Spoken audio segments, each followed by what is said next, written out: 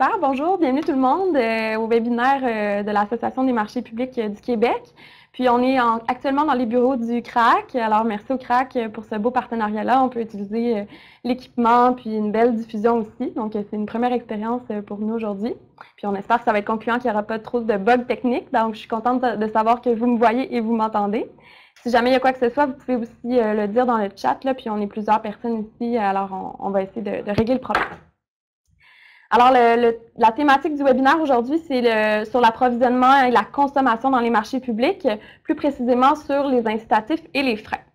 Donc, je vais vous montrer le petit plan de la présentation. Le webinaire va durer 1 heure environ, puis dépendamment aussi de nos interactions puis de vos questions. Je vous invite à poser des questions tout au long du webinaire dans le chat et on va essayer de répondre soit au fur et à mesure ou il y aura une période de questions à la fin également.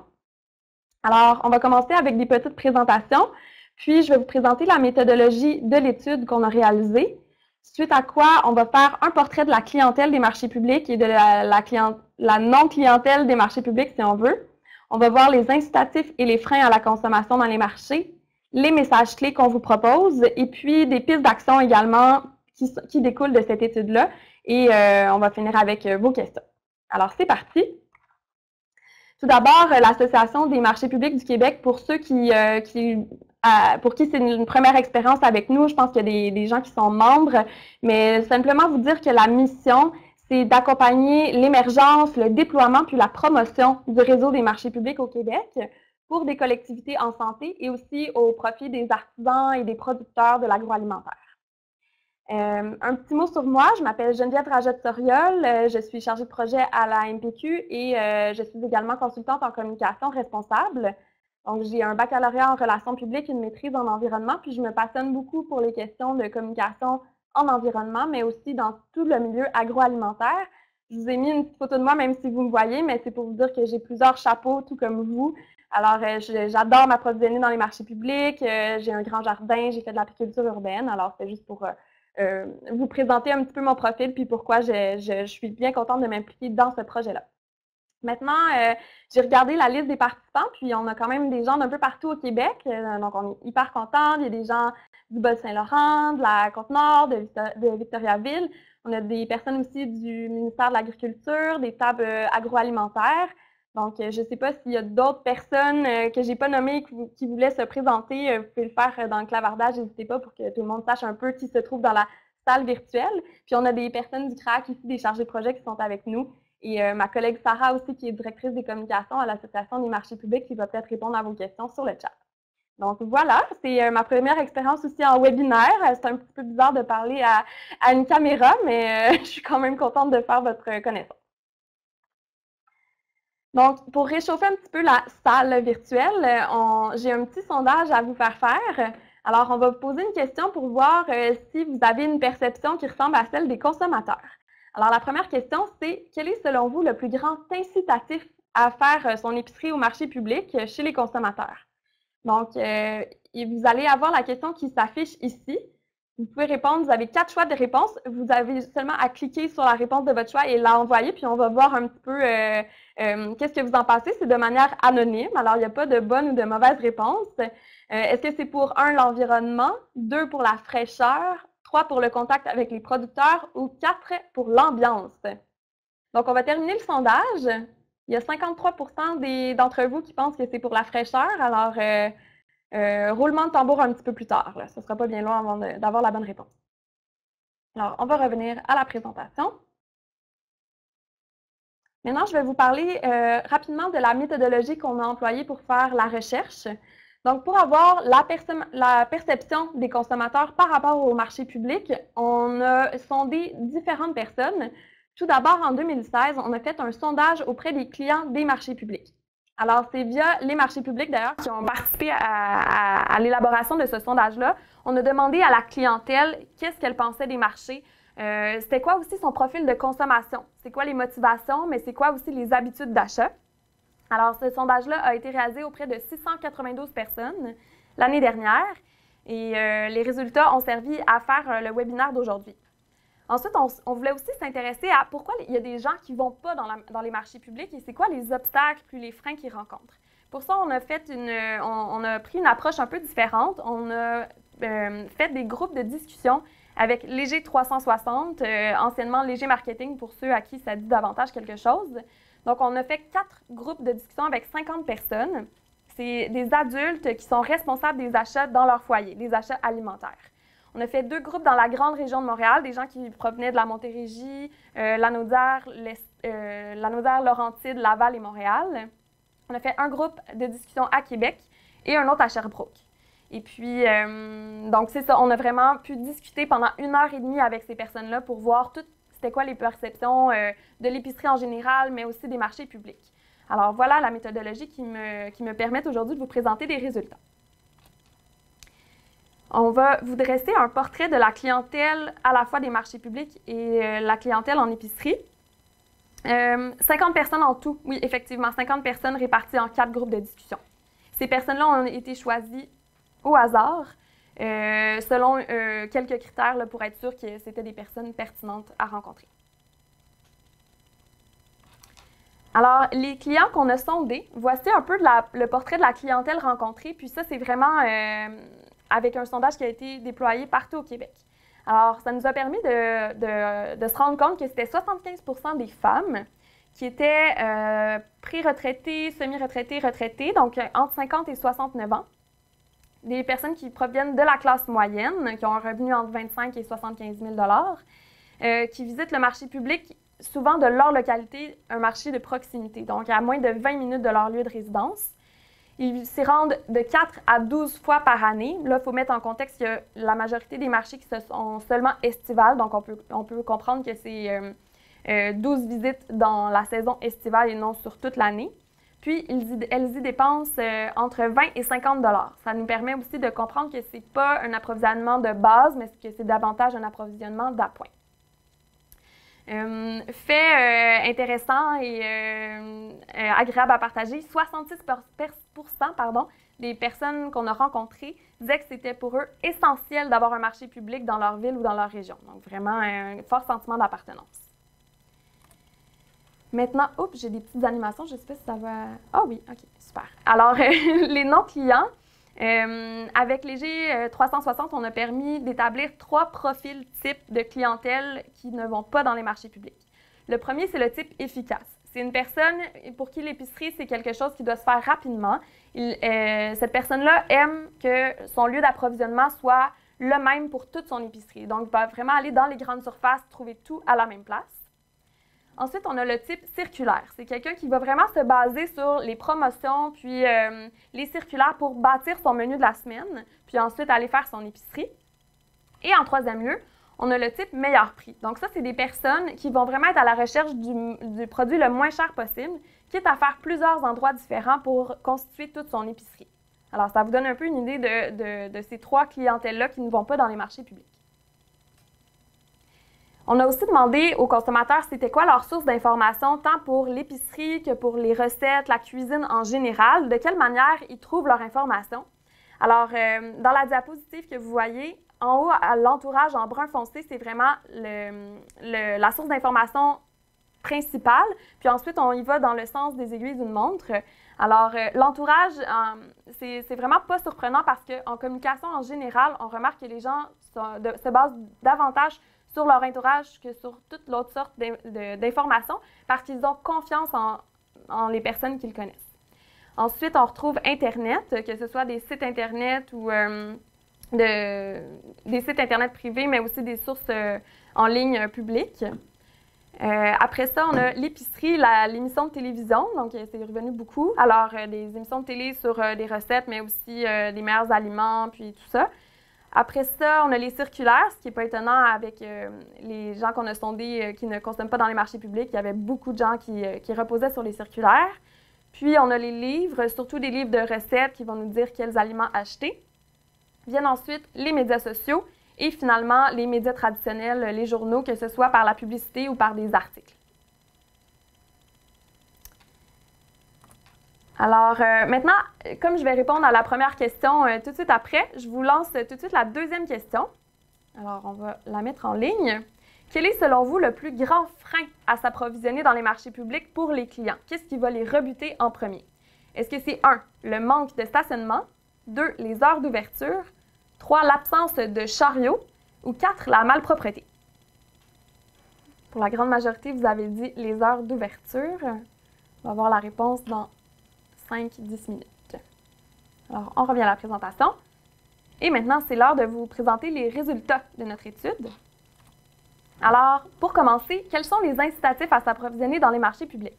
Alors, vous l'aviez deviné, c'est la fraîcheur des produits. Donc, dans ma petite alvéole verte, on a le principal incitatif, la fraîcheur puis la qualité des aliments, autant chez les consommateurs que chez les non-clients, c'est vraiment l'argument principal d'aller au marché. Ensuite vient l'achat local en brun.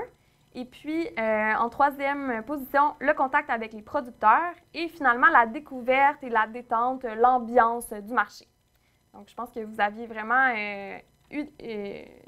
visé dans le mille avec la fraîcheur. Et on va voir un petit peu plus en détail qu'est-ce que les consommateurs nous disent par rapport à ces 4 incitatifs-là. Alors, la fraîcheur et la qualité des aliments, tout le monde s'entend pour dire que quand on va au marché public, le goût est supérieur que les aliments en épicerie. Donc, le goût, la fraîcheur, la qualité vraiment des produits.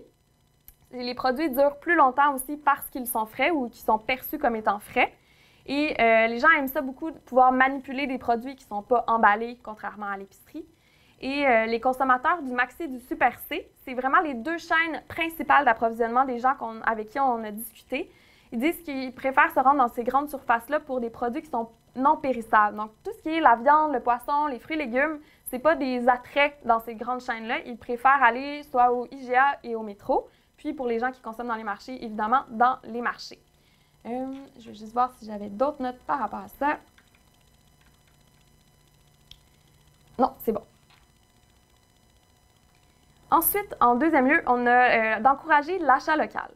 Donc, tout le monde s'entend pour dire que d'être directement en contact avec le producteur puis de réaliser qu'il y a peu d'intermédiaires entre le consommateur et son aliment, on peut davantage faire confiance à la provenance. On nous a aussi parlé de l'absence d'OGM, du biologique. Donc, les gens ont plus confiance en ce qui est certifié dans les marchés publics, puis de pouvoir aussi poser des questions sur comment le produit a été fait, d'où il vient, etc. Le fait que ce soit des produits de la ferme, les gens ont quand même une image bucolique d'où vient le produit versus en épicerie, on imagine les gros camions, les produits qui viennent de loin, etc. Donc, il y a vraiment quand même quelque chose de romantique à aller dans le marché public. Puis, tout l'impact environnemental aussi lié au transport. Fait étonnant, quand les gens nous parlaient d'encourager l'achat local, ils ne nous parlaient pas cependant de la vitalité du territoire ou de la création d'emplois en milieu rural. Donc, tout l'aspect social n'était pas énoncé. C'était vraiment une question de faire confiance aux produits qu'on achète.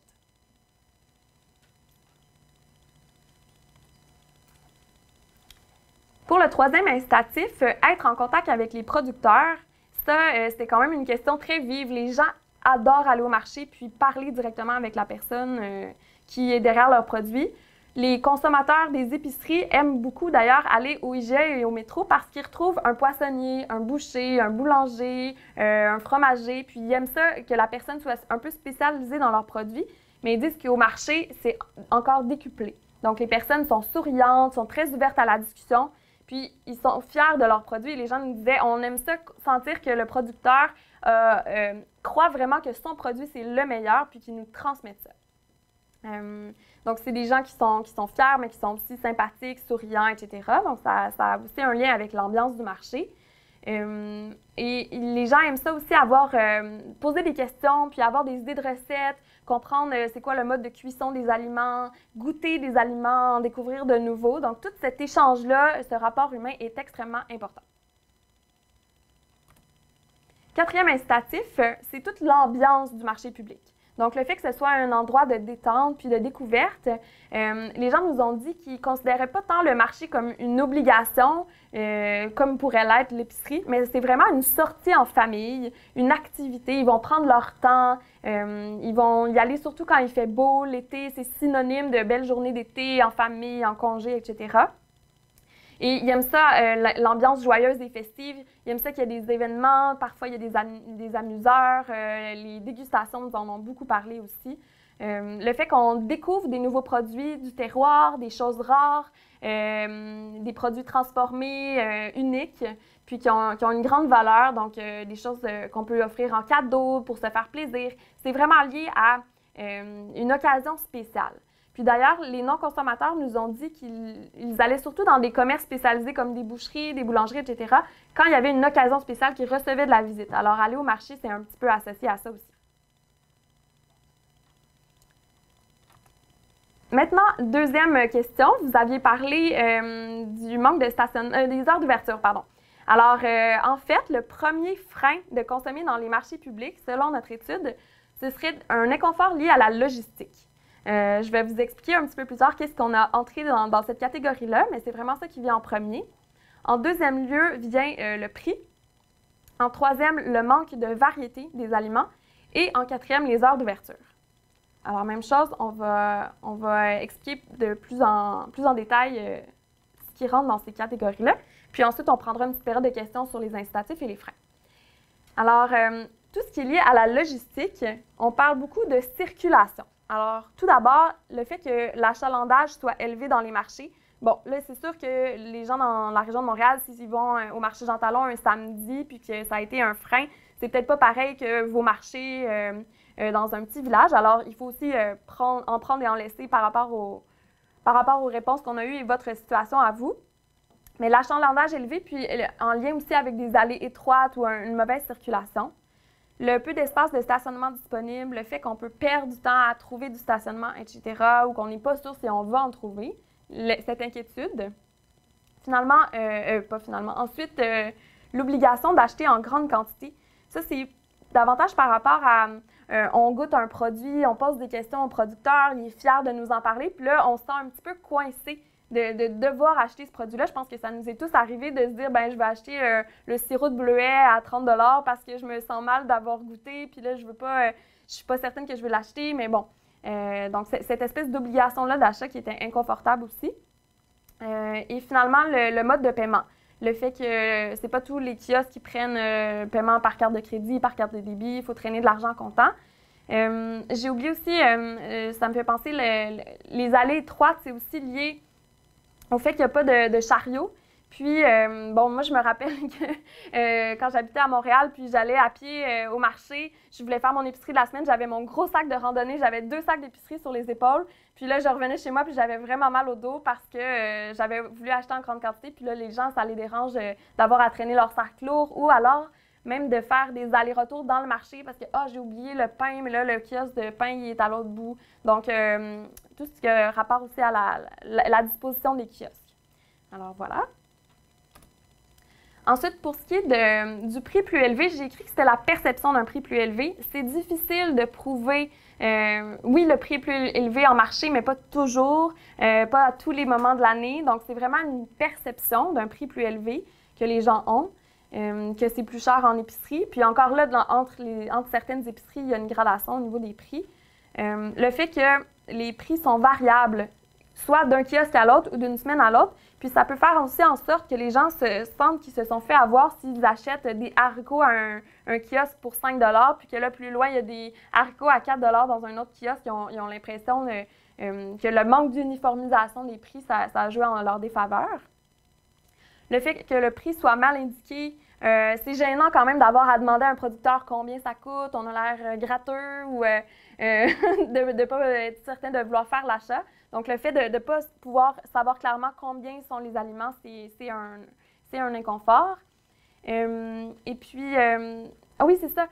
Par contre, ce qui est vraiment intéressant, et ça, tout le monde nous l'a dit, c'est que les gens comprennent pourquoi c'est plus cher. Ils voient toute la retombée qu'il y a derrière les produits. Ils voient aussi que ça a une valeur, le fait d'acheter local, le fait que ce soit des petites productions, le fait qu'on parle directement à la personne puis qu'on voit le travail qui est derrière les aliments. Donc, oui, il y a la perception d'un prix plus élevé, mais c'est justifié aussi par un nombre d'impacts. Puis les gens, ça, ils le savent et ils le reconnaissent. Par rapport au manque de variété, bon là, tantôt, on a vu nos consommateurs qui aimaient ça être efficaces puis faire leur épicerie pour la semaine à un endroit seulement. C'est sûr que le manque de produits de base dans certains marchés, ça fait en sorte que les gens peuvent décider de ne pas aller s'approvisionner là parce qu'ils se disent, bon, il va falloir que je fasse plusieurs endroits, je ne vais pas trouver tout ce que je cherche. Il y a aussi la méconnaissance des produits disponibles, c'est-à-dire qu'on va au marché puis on ne sait pas trop ce qu'on va trouver sur place. Alors, c'est difficile de prévoir les épiceries, puis ça, c'est vraiment quelque chose qui revenait. Les gens aiment ça beaucoup prévoir, puis être certains de ce qu'ils vont trouver, à quel prix ils vont trouver, en quelle quantité. Et le fait d'aller au marché, puis que c'est vraiment une zone d'ombre, puis une part d'inconnu, ça peut rebuter quelques-uns. Le fait que l'offre est variable, c'est un peu la même chose. Donc, de dire, ben, je sais qu'au marché, je vais trouver tel fromage que j'aime à tel prix chaque semaine, tandis que s'il y a des marchands qui ne sont pas là chaque semaine ou qui sont là une semaine sur deux, etc., ou il y a des produits, évidemment, avec les saisons qui sont plus disponibles, les consommateurs trouvent ça difficile de prévoir encore une fois.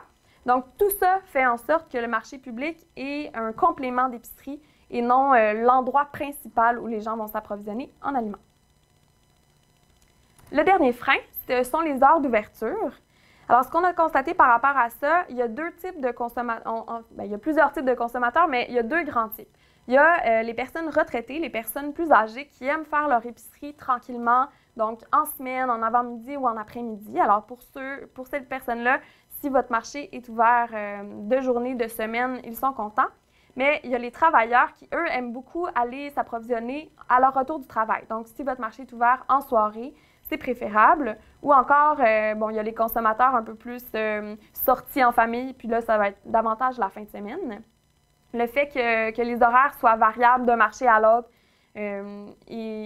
donc qu'ils ferment trop tôt ou qu'ils ouvrent trop tard, ça va être un frein. Mais aussi la méconnaissance de l'horaire. Donc, c'est pas tout le monde qui va faire une recherche nécessairement pour voir quand est-ce que leur marché est ouvert. Alors, c'est toute la question de la promotion qui entre en jeu. On va en reparler un petit peu plus tard. Et évidemment, le fait que les marchés sont seulement ouverts l'été, les gens nous disaient, on n'a pas l'habitude, étant donné qu'on ne prend pas l'habitude durant l'hiver de le faire, quand arrive l'été, on n'y pense pas plus, on a nos habitudes, on va à l'épicerie. Donc voilà, ça fait le tour principalement là, des 4 incitatifs et des 4 freins principaux. Je ne sais pas s'il y a des gens qui ont des questions par rapport à ça avant qu'on passe à une prochaine section. Ou dans la salle aussi, si vous avez des questions. Je m'hydrate pendant ce temps-là.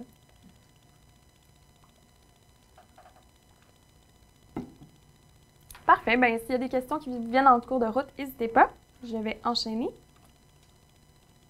À partir de ces incitatifs et de ces freins-là, on a développé 5 messages clés à marteler, à mettre de l'avant pour à la fois soit inciter sur des points forts ou soit nuancer quelques points faibles.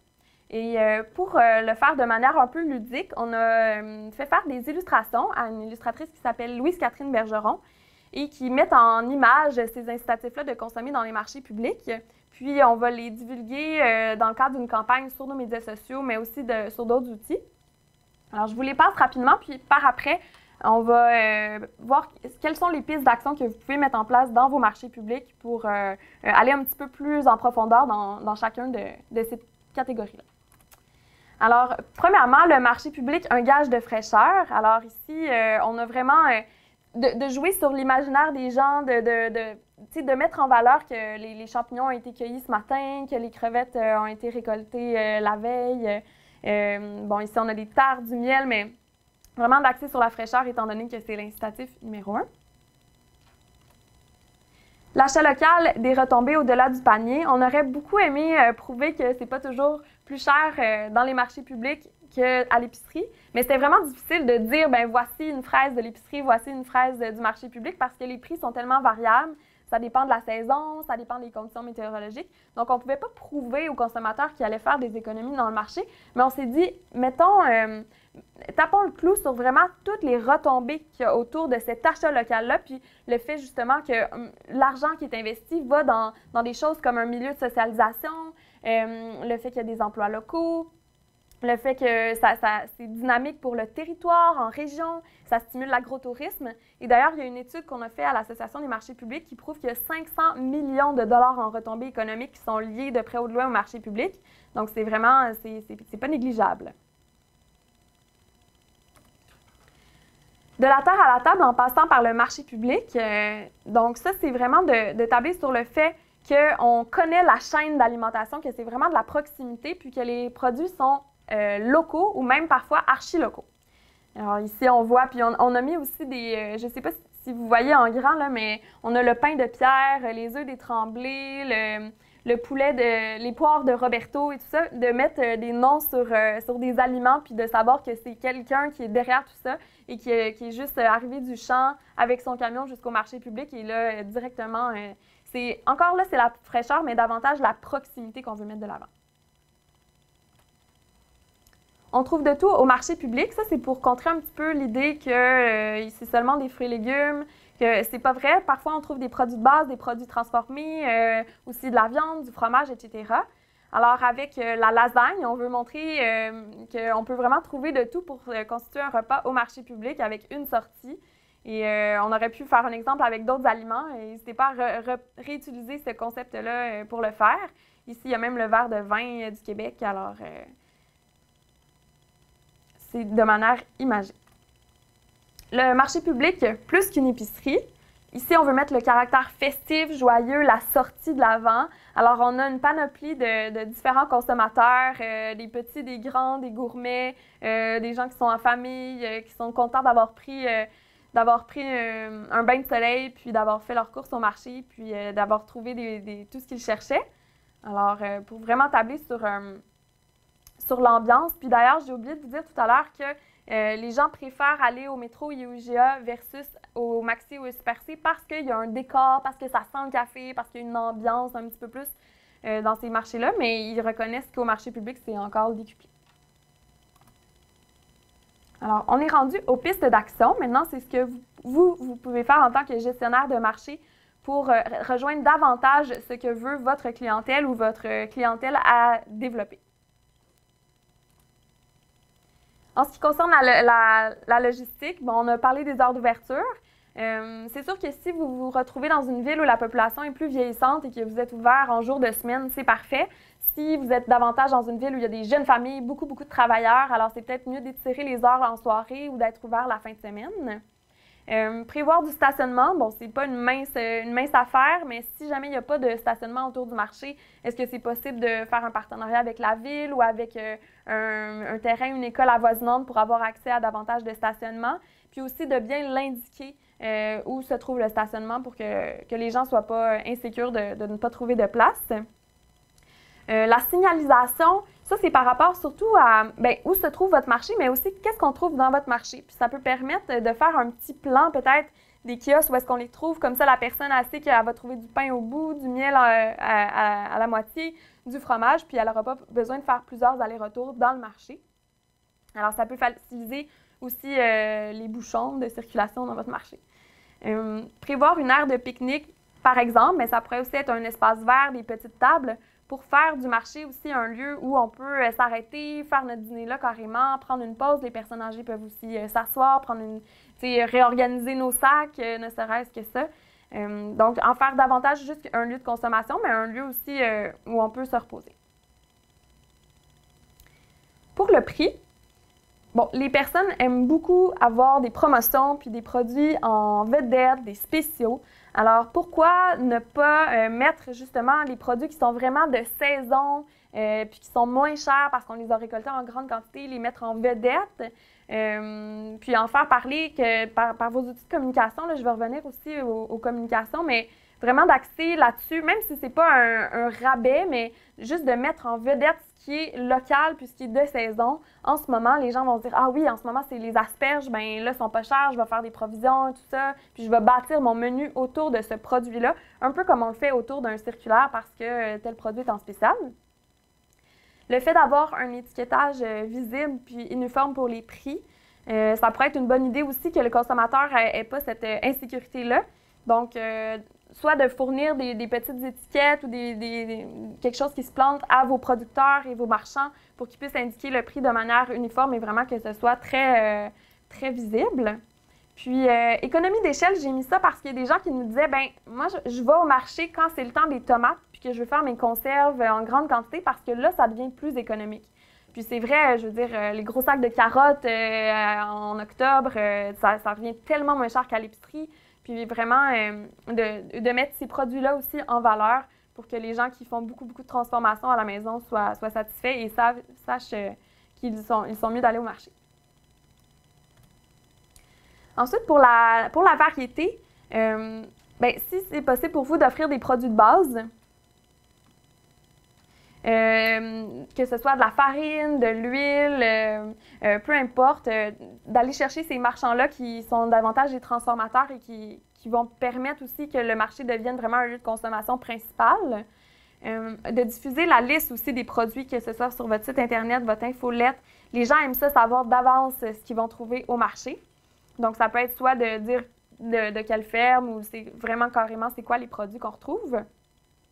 Assurer la constance des kiosques, on en parlait plus tôt, donc d'avoir des producteurs qui sont là vraiment durant toute la saison, puis à chaque fois que votre marché est ouvert. Puis de miser aussi sur ce qui est aux alentours. Donc, je pense que les commerces qui sont autour de votre marché, si vous êtes par exemple au cœur du village, ça peut devenir des bons partenaires. Parce que s'il y a une petite épicerie ou une boucherie, puis que vous ne vendez pas de viande à votre marché, mais pourquoi pas faire de la promotion croisée? Puis, ça va permettre de dynamiser le cœur du village et les gens vont savoir que s'ils vont au marché, bien, dans le rayon autour, ils vont pouvoir compléter. Puis finalement, ils n'auront pas besoin d'aller dans une grande surface. Manger local, manger frais. Alors, c'est vraiment de plus en plus à la mode. Puis, en tout cas, j'espère que c'est pas seulement une mode de manger local puis d'encourager la nourriture du Québec. Donc, d'afficher la provenance des produits. Les consommateurs détestent arriver au marché public et voir des bananes ou ne pas être certains que finalement, bon, les poivrons viennent du Mexique. Ils n'aiment pas ça. Ils veulent être rassurés puis de savoir qu'ils font un geste qui encourage une économie locale. Donc, de mettre de l'avant que c'est des produits du Québec, mais même souvent, si vous avez dans vos marchés des producteurs qui sont vraiment du coin, de la région, de la municipalité, souvent le producteur va l'afficher lui-même, mais assurez-vous que ça paraisse parce que c'est vraiment un incitatif d'encourager. Puis c'est sûr, moi je suis en Mauricie, puis c'est sûr que je vais vouloir encourager ce qui est archi-local versus d'acheter quelque chose qui vient de la Montérégie, par exemple. Là, il y a des gens de la Montérégie dans la salle, c'est juste un exemple. Frais du jour, menu marché. Alors ça, c'est un petit peu l'idée de reprendre des promotions, de mettre en valeur des produits qui sont en vedette, mais ça pourrait être de dire, bien, aujourd'hui au marché, voici ce que vous allez retrouver vraiment en vedette, puis vous pouvez concevoir un menu à partir de ça. Donc, puis ça serait de rallier plusieurs producteurs de votre marché, puis de concevoir un menu un petit peu comme la lasagne qu'on vous montrait, mais pourquoi pas proposer le menu en vedette aujourd'hui comme au restaurant. Puis, une bouchée vaut mille mots, les gens adorent avoir une dégustation. Alors, vraiment, allez-y, encouragez vos producteurs à faire goûter leurs produits parce qu'on a beau leur vendre tous les attraits, la fraîcheur, la qualité, la provenance, mais s'ils font juste les goûter puis qu'ils trouvent que c'est la meilleure tomate qu'ils ont mangée, bien, ça va vous éviter beaucoup de blabla. Petit plan de communication. Donc, là, c'est mon champ d'expertise, alors je vais vous en parler un petit peu. Je vous conseille de vous faire un mini plan de com là, en direct en ce moment. Alors, peut-être de penser à c'est qui votre public cible, à qui vous vous adressez dans votre marché public. Tantôt, quand je vous disais, est-ce que vous êtes dans une région qui est vieillissante? Est-ce que c'est des personnes plus âgées? À ce moment-là, on va moins miser sur les médias sociaux, peut-être davantage sur les circulaires, les affiches dans la ville et tout ça. Si c'est davantage des familles, est-ce que c'est de faire venir un maquilleur au marché pour attirer les enfants puis que ça devienne une sortie en famille. Donc, vraiment, d'identifier à qui vous vous adressez, c'est qui est votre clientèle actuelle ou qui est la clientèle que vous voulez développer puis qui est développable, si on veut, donc qui se situe aux alentours. Est-ce que vous êtes situé proche d'un axe touristique puis vous voulez attirer des touristes? À ce moment-là, c'est d'avoir un panneau routier, donc de vous situer aussi à l'information touristique, d'avoir quelque chose à distribuer, etc. Donc, d'identifier le public, je pense que c'est vraiment la première action à faire pour avoir des communications efficaces. Rejoindre les réseaux en agrotourisme. Mais évidemment, ça, c'est des partenaires qui sont clés. D'ailleurs, on a des tables en agroalimentaire qui participent aujourd'hui, donc peut-être qu'il va y avoir du maillage qui va se faire. Mais le fait c'est ça, de faire partie de ces réseaux-là qui ont souvent des outils de communication, un site Internet, un apron avec c'est qui les acteurs agroalimentaires dans la région. Comme je vous disais, c'est important que les personnes à l'information touristique vous connaissent vos heures d'ouverture, et de l'information à dire pour vous, pour les gens qui sont de passage, puis que, bon, finalement, c'est la journée où le marché est ouvert. Il y a aussi des marchés, par exemple, en Estrie, puis en Mauricie, qui ont développé des cartes postales qui ont permis de faire une promotion une promotion commune avec tous les marchés puis le réseau agrotourisme pour inviter les gens à leur marché puis divulguer c'est quoi les heures d'ouverture puis les lieux des marchés publics.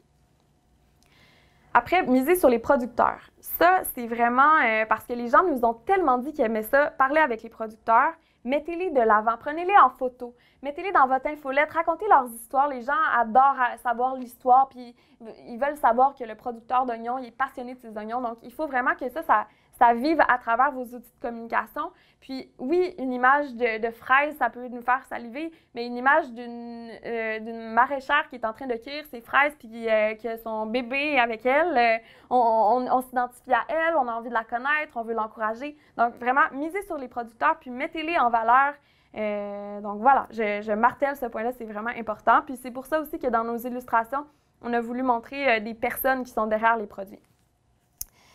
Multiplier les supports de communication, en fait, c'est pour rejoindre une clientèle qui est assez large, bien, avoir une page Facebook, c'est bien, mais ça ne rejoint pas tout le monde. Donc, si vous avez une petite feuille de chou, si vous avez une carte postale, un signet, si vous êtes sur le site Internet, mettez-le à jour.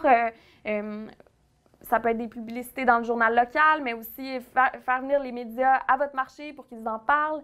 Et ça va avec mon prochain point qui est de faire des événements spéciaux pour avoir une occasion de communiquer. Donc, que ce soit un lancement de saison, que ce soit une activité spéciale, une épluchette de blé d'Inde, quoi que ce soit, mais ça va vraiment permettre d'augmenter le caractère festif du marché, mais aussi d'en faire parler parce qu'il y a quelque chose qui se passe de spécial cette semaine-là. Alors, c'était pour mon laïus de communication. Maintenant, j'aimerais vous dire que l'association est là pour vous puis pour vous soutenir dans toute cette démarche-là. Alors, on offre des soutiens puis du service conseil, que ce soit pour faire une étude de marché, développer votre clientèle, vous relocaliser, même démarrer un nouveau marché. Là, je pense que vous êtes tous des gestionnaires de marché, mais on peut aussi accompagner des nouveaux projets. Il y a la boîte à outils aussi qui est disponible pour les membres. Alors, on trouve une foule de ressources, que ce soit justement des études qu'on a réalisées, mais aussi tout ce qui a trait à la réglementation, etc.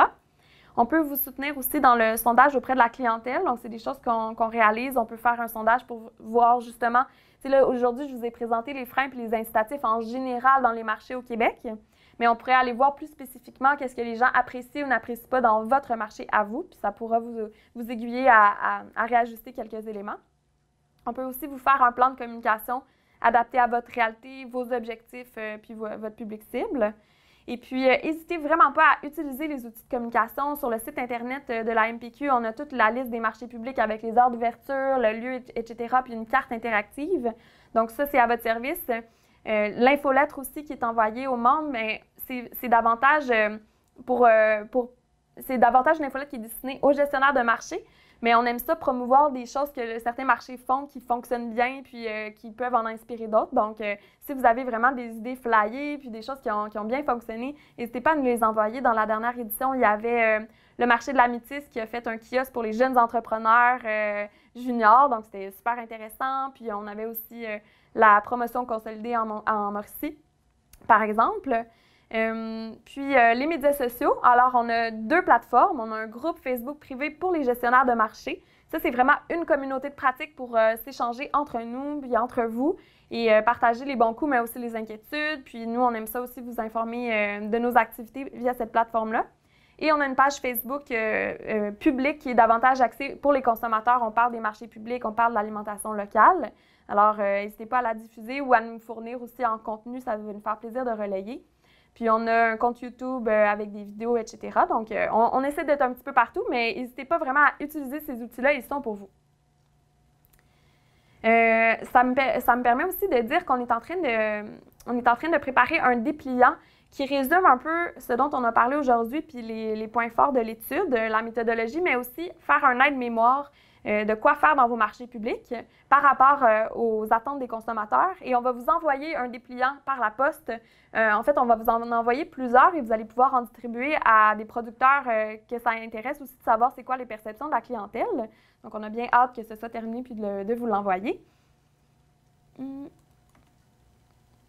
Je voudrais aussi faire une petite promo de la Semaine québécoise des marchés publics. Ceux qui sont abonnés à notre infolette, vous avez vu qu'on a commencé les inscriptions. Alors, la semaine, c'est la 9e édition. Elle va avoir lieu du 11 au 20 août de cette année. Et puis, c'est vraiment partout au Québec. Le thème cette année, c'est de la terre à la table en passant par les marchés publics.